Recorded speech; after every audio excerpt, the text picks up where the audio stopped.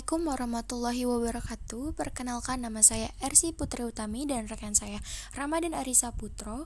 Pada kesempatan ini kita akan menjelaskan mengenai etika dan kerangka hukum bidang teknologi informasi pada mata kuliah komputer dan masyarakat. Yang pertama yaitu mengenai dampak pemanfaatan teknologi informasi. Di dalam organisasi modern dan dalam bahasan ekonomi secara luas, informasi telah menjadi komoditas yang sangat berharga dan telah berubah dianggap sebagai sumber daya habis pakai, bukan barang bekas ya.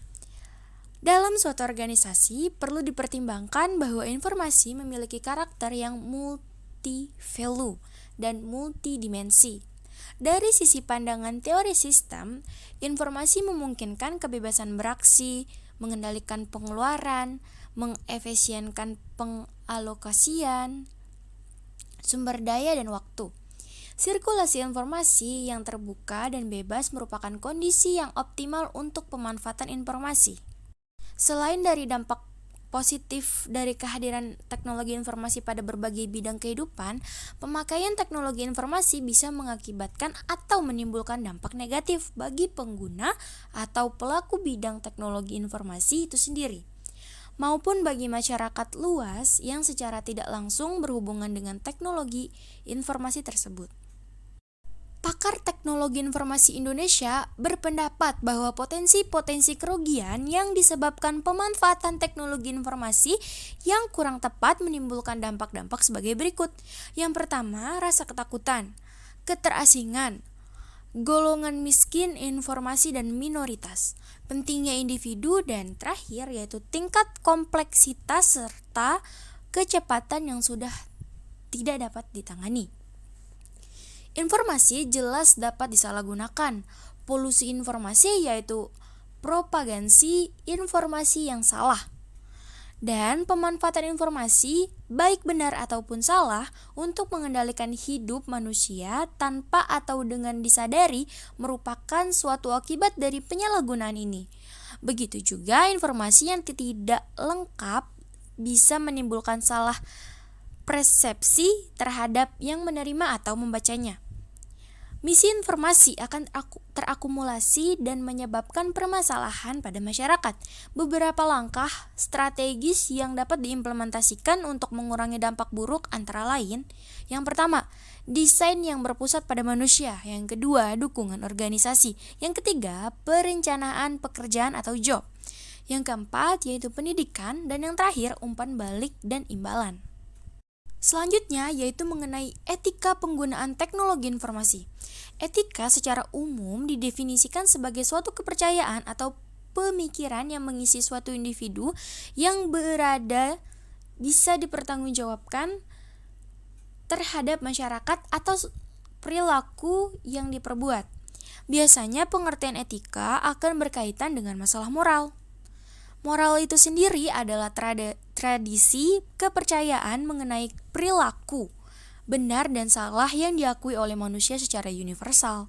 Perbedaannya bahwa etika akan menjadi berbeda dari masyarakat satu dengan masyarakat lainnya.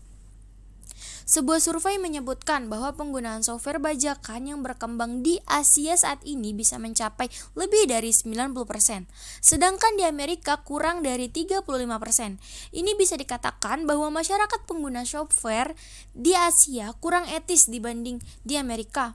Contoh lainnya, misalnya kita melihat data orang lain atau perusahaan yang lain menjadi rahasianya, berarti kita tidak bertindak kurang etis. Baik, materi selanjutnya akan dilanjutkan oleh rekan saya yaitu Ramadan Arisa Putra. Kepadanya dipersilakan. Terima kasih. Ya, terima kasih Ersy Putri Utami, dan akan saya lanjutkan tentang materi etika dan kerangka hukum bidang teknologi informasi, yaitu ada pentingnya etika komputer. Menurut James Moore, terdapat 3 alasan utama minat masyarakat yang tinggi pada etika komputer, yaitu kelenturan logika, faktor transformasi, faktor tak kasat mata. Yaitu ada hak atas informasi komputer, yaitu ada 2, hak sosial dan komputer dan hak atas informasi. Hak sosial dan komputer, menurut Deborah Johnson, profesor dari Rensselaer Polytechnic Institute, mengumumkan bahwa masyarakat memiliki hak atas akses komputer, hak atas keahlian komputer, hak atas spesialis komputer, dan hak atas pengambilan keputusan komputer. Ada juga hak atas informasi menurut Richard Omision, seorang profesor di Southern Methodist University, telah mengklarifikasi hak atas informasi berupa hak atas privasi, hak atas akurasi, hak atas kepemimpinan, dan hak atas akses. Kontrak sosial jasa informasi. Untuk memecahkan permasalahan etika komputer, jasa informasi harus masuk ke dalam kontrak sosial yang memastikan bahwa komputer akan digunakan untuk kebaikan sosial. Jasa informasi membuat kontrak tersebut dengan individu dan kelompok yang menggunakan akan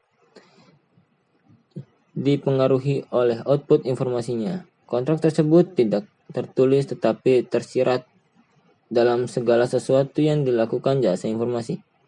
Kontrak tersebut menyatakan bahwa komputer tidak akan digunakan dengan sengaja untuk mengganggu privasi orang lain. Setiap ukuran akan dibuat untuk memastikan akurasi pemrosesan data dan hak pemilik intelektual akan dilindungi. Etika IT di perusahaan. Sangat penting menerapkan etika dalam penggunaan teknologi informasi di perusahaan. Etika tersebut akan mengantarkan keberhasilan perusahaan dalam proses pengambilan keputusan manajemen. Kegagalan pada penyajian informasi akan berakibat resiko kegagalan pada perusahaan. Penerapan etika teknologi informasi dalam perusahaan harus dimulai dari dukungan pihak top manajemen, terutama pada Chief Information Office. Kekuatan yang dimiliki CIO dalam menerapkan etika IT pada perusahaan sangat dipengaruhi akan kesadaran hukum, budaya etika, dan kode etik profesional oleh CIO itu sendiri. Tindakan untuk mencapai operasi komputer yang etis dalam sebuah perusahaan menurut Don Parker, Sri International, menyarankan agar CIO mengikuti rencana 10 langkah dalam mengelompokkan perilaku dan menekankan standar etika berupa formalisasikan suatu kode perilaku, tetapkan aturan prosedur yang berkaitan dengan masalah-masalah seperti penggunaan jasa komputer untuk pribadi dan hak milik atas program dan data komputer. Ketiga, jelaskan sanksi yang akan diambil terdapat pelanggar seperti teguran, penghentian, dan tuntutan. Keempat, kenali perilaku etis. Kelima, fokuskan perhatikan pada etika secara terprogram seperti pelatihan dan bacaan yang disyaratkan.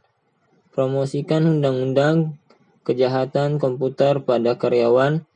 Simpan suatu catatan formal yang menetapkan pertanggungjawaban tiap spesialis informasi untuk semua tindakan dan kurangi godaan untuk melanggar dengan program-program seperti audit etika.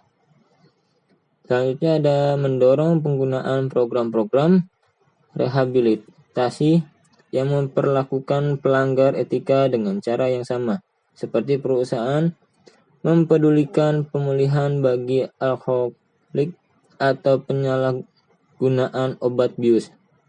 Yaitu yang terakhir ada dorong partisipasi dalam perkumpulan profesional. Sudah sampai sini saja materinya, kurang lebihnya mohon maaf. Wassalamualaikum warahmatullahi wabarakatuh.